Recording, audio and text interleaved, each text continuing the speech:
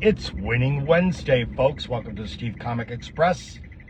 Here, having a great time with you this morning. And looking forward to having a great day. It is Winning Wednesday, folks, and we are winning. It is always fun to wake up knowing I am on the winning side. Today will be a real short day for me, so I'm looking forward to getting to my other gig where designs and art happen daily. Thank you very much for following me at artistrybysteve.com. I really appreciate your support. And I see that school buses are already stopping traffic on the road. Fall's the worst time of year for my allergies, by the way. And we're heading right into it.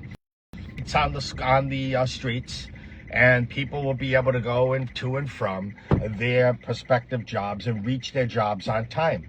And there will be no money cameras inside the buses where they will send you a fine of $300 to change or more to pay. And I would have a whole different approach on how school buses would be operated in the state of Rhode Island.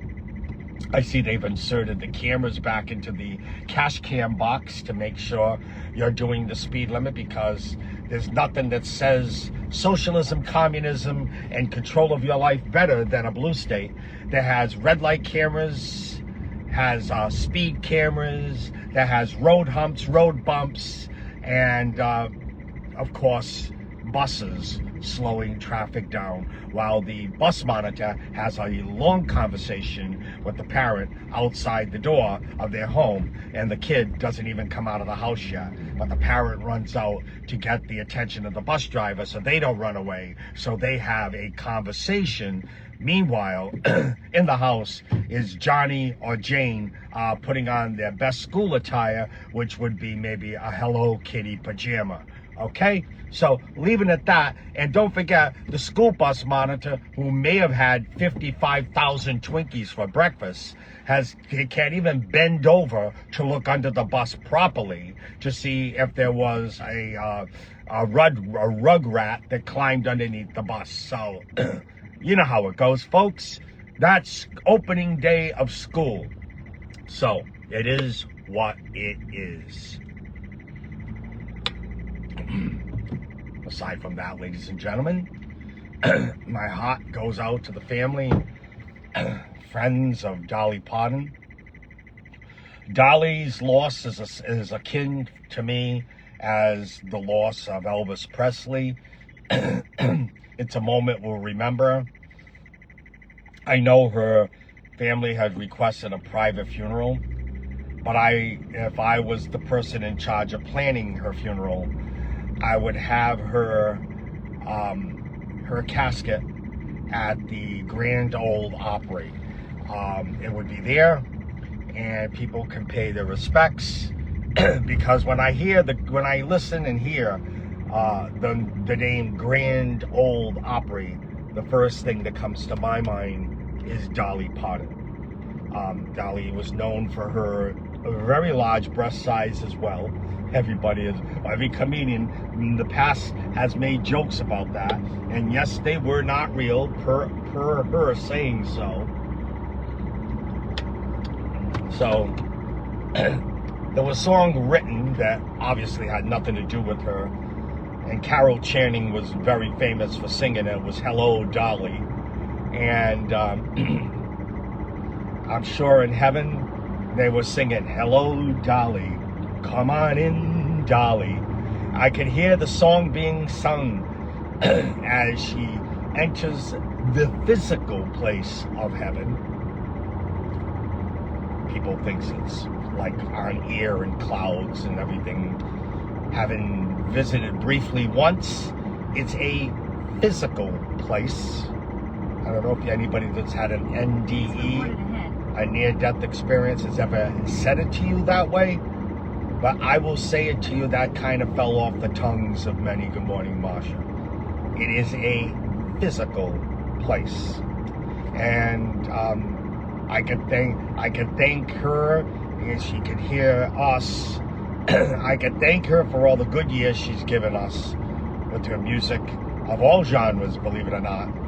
And she always had that floozy haircut, the hairdo, but that was her signature. And she died with $480 million, something like that. I mean, she's a very rich woman, and deservedly so.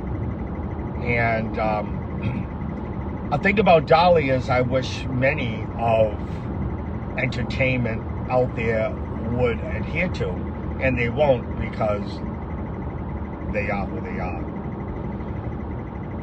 Dolly never got involved in politics. Politics was not her thing. She always said, even to Kathy Griffin, she said to her, don't ever get political, you split your audience in half. And she's so right. Because once you go political, it's not like you have a side. It's you begin to spill your hate. You can listen to Bruce Springsteen and all the other people like Taylor Swift and the like who have really bad things to say. And you've made your money, and then you toss your middle finger up at your fans, at least half of them.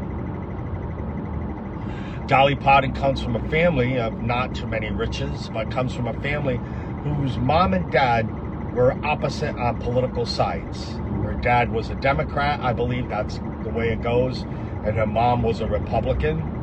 If I'm wrong, just flip it.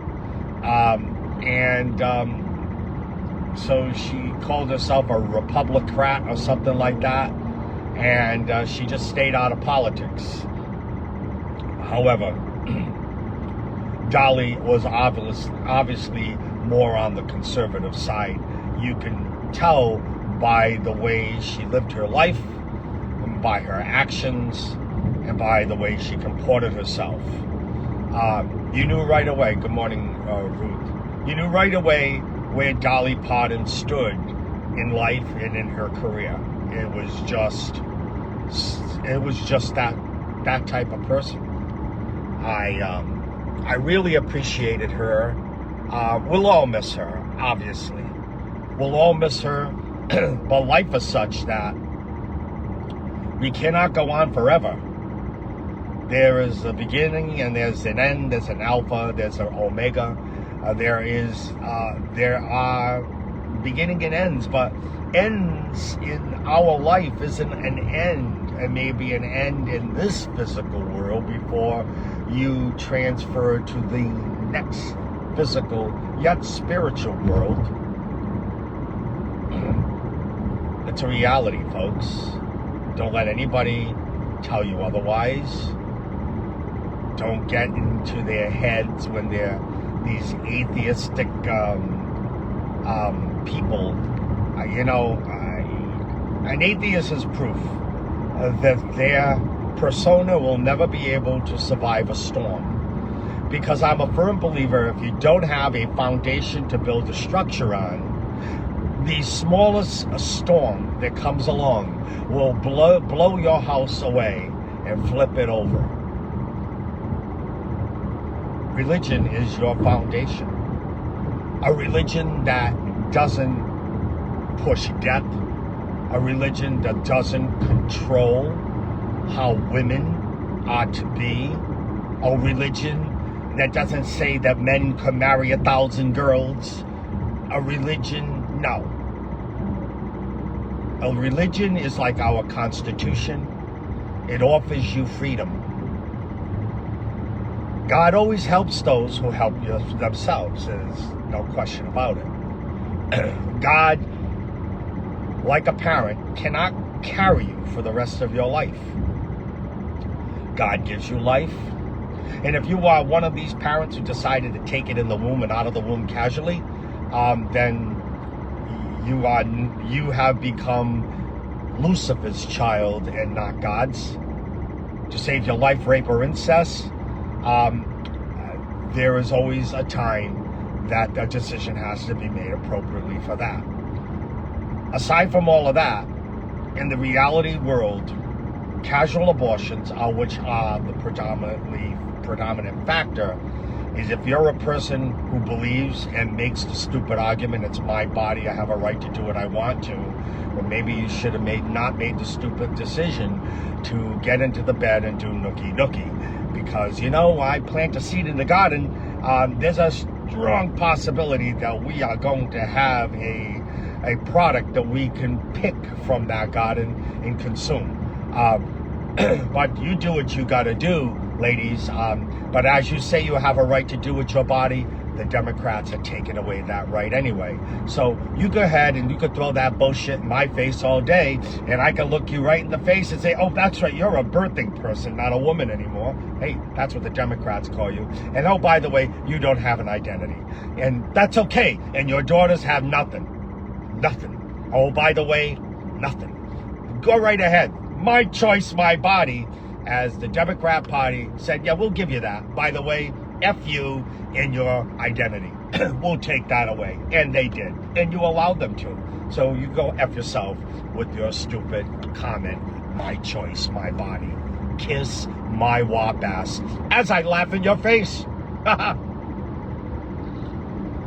And I do hope you hate me for that comment. I really do. Because I'm right, you're wrong. And I don't care if you hate me or not. Because I look upon you as a very disgusting individual. And I'm all right with that too. But I can deal with you. I saw Lindsey Graham won her campaign of the runoff. I totally expected that outcome. I saw that Donald Trump parachuted in at the right moment, and he gave her the support she needed. Also, the sympathy vote came into play, and I expected that. Now, the Graham family has a machine. Yes, was a Graham senator, Lindsey Grahamnesty, as Rush Limbaugh would have called him. Was Lindsey Grahamnesty always a guy we can trust? Apparently not. Was he a true conservative? Apparently not. Did he have a come to Jesus moment in the last years of his life and kind of became friends with Trump? Yeah, well, I guess he did. But at the end of the day, folks, we got what we got, and we need to keep the Senate. And that win yesterday really outlines a win at the general. I think we could call the race right now for the general election that Lindsey Grahamnesty's sister will win the election, and she will go on to be a senator of South Carolina. And there's no question. I will call that race. Reported ahead. I will call the race in Rhode Island too. As far as the gubernatorial race, I can call that. I pretty much can call that the Democrats will win once again. It'll be the female Democrat will win the general election. Look, I'm not taking her side. I'm just calling it out how I see politics in Rhode Island. I call it like I see politics in Rhode Island. I won't be wrong. So I'm already going to call that election here. Democrats win again in Rhode Island. Hands down. Hands down. It is what it is, folks. That's what I see happening. Again, I never voted for a Democrat in my life, and I never will, but I do call the shots as I see it. Because it is the makeup of the political system. It is how they steal votes in Rhode Island. It is how they make it up. It's how they control votes in Rhode Island. And the same outcome happens all the time. So for me, ladies and gentlemen, I call it like I see it. Not taking sides. I'm a Republican. I vote Republican. So don't put the blame on me. I always vote Republican. Straight. And I'm a person, I've always said, if I don't like the candidate, I'll write my name in. I'm a Republican, and I can say I voted Republican. But aside from all of that, I vote Republican. So far, I could call 2 races, at least. Hands down. We have Graham in South Carolina. And we have folks better known as the F word in Rhode Island. She will win the gubernatorial election. That's right. I don't even say her name, folks. I really call her Fucks. So Fucks will win in November, and I call the race. Again, I don't support her. I don't vote for her. I vote Republican. But I analyze politics how I see it by my experience, and unless you've walked all the years I've walked with my candidates and made them win, unless you can walk all those years and go through several pairs of shoes and give up vacations and dinners with my family, unless you could say you've done that from the age of 21 years old until 2000, I would say 2018, unless you could say you did that, shut the fuck up, because I call it like I see it. And I will be 100% correct. I'm also calling the House and the Senate in the fall. The Democrats will lose the House, and the Democrats will lose the Senate. Now, what's my certainty level on that? I'll go 99%, because anything can change.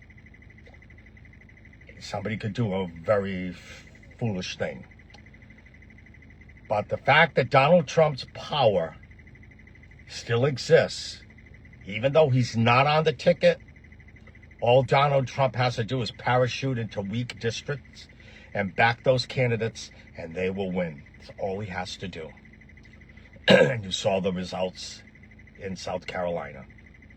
So, it is what it is, folks. I call it like I see it. Yeah, she's going to win.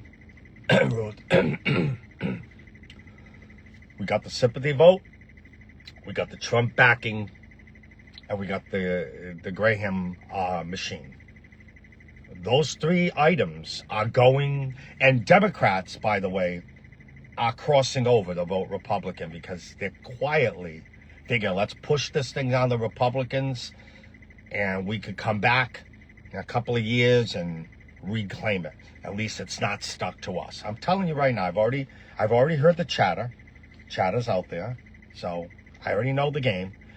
Democrats are quietly crossing over and voting for the Republicans. You Democrats, you've lost the midterms. So I said what I said. Download Upside, use my promo code 6MMJUU, and you could have a magical day with that, because you'll get a bonus for pumping gas first time. And also you'll get paid when you pump gas, go out to eat. Good morning, Randy. Go out to eat, to-go food and the like, and you will see that the app will grow in money that you've earned by attending and going to these places that the app supports. And then when you go to cash out and put it in your debit account, PayPal, gift cards, Amazon, and the like, you will never get charged a fee, not a penny, for any of your money you've earned on that app. The app actually says, I will pay you to download me. And that's the facts. Folks, I had a great day today. Say your prayers for Dolly Parton's family, and we can only thank her for her talent. Thank God her parents didn't choose to abort her, because we would have never had her talent to be talking about today. When I get home, I will be flying my flag at half-mast for 7 days per order of Donald Trump, our president of the United States. Have a nice day, folks. See you on the flip side.